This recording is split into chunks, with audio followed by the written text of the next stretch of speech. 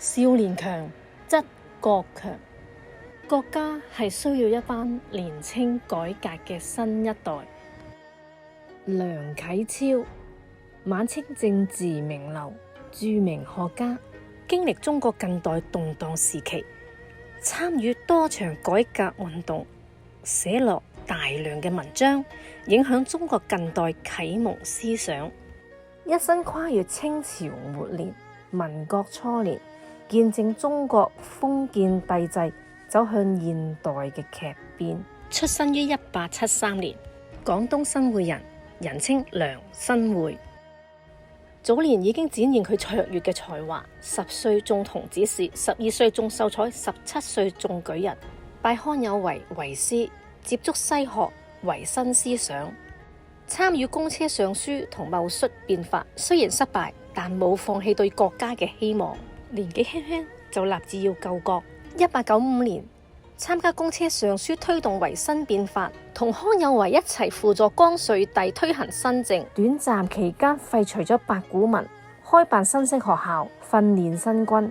中國好似有大嘅變樣，但係慈禧發動政變，改革失敗，康有為6個學生被殺，梁啟超被通緝，流亡日本，開始咗14年嘅海外生活。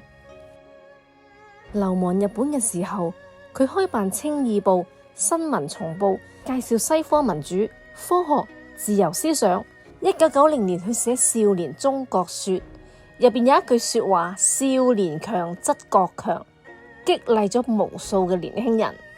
佢堅決反對極端主義，主張自由主義改良，係中國近代歷史上中西大師級人物。梁啟超作為晚清嘅著名學者，佢同譚志一齊創辦咗一夫一妻世界會。然而佢同妻子同埋陪嫁丫鬟一共有15個兒女。陪嫁丫鬟係富裕家庭女子出嫁時將佢作為陪嫁嘅財產，成為流行習俗，即係陪嫁、陪房、陪嫁人。有啲陪嫁婢女係成為女性丈夫嘅妾，即係婢妾，稱之為嬰、嬰妾、嬰婢、陪嫁嬰。明清時以陪嫁婢女為妾。響明清時期嘅浙江、福建、廣東等地比較常見。響當時嘅中國社會，被視為主人嘅財產，冇獨立嘅權利，亦冇正式嘅名分。而梁啟超亦主張一夫一妻制，所以黃貴全終身只係冇名分嘅通房丫鬟。佢無怨無尤，為梁啟超生咗7個孩子。佢不辭勞苦，侍奉梁啟超雙親，仲照顧梁啟超同髮妻李惠仙。梁啟超亦好少提到黃貴全，因為呢段姻緣係違背咗佢自己主張嘅一夫一妻制。黃貴全終身冇名分，只係記載為通房丫鬟。總括嚟講，梁啟超一生主要係做改革、辦報、寫作同教育嘅事。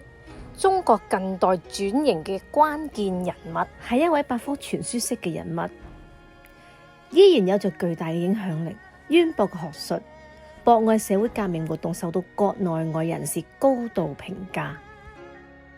佢提倡變法、進步同中西合璧嘅理念，至今對中國改革開放對文化自信中發揮作用。佢嘅少年強則國強呢個思想更影響咗無數嘅年輕人，成為今時今日推動國家發展嘅重要力量。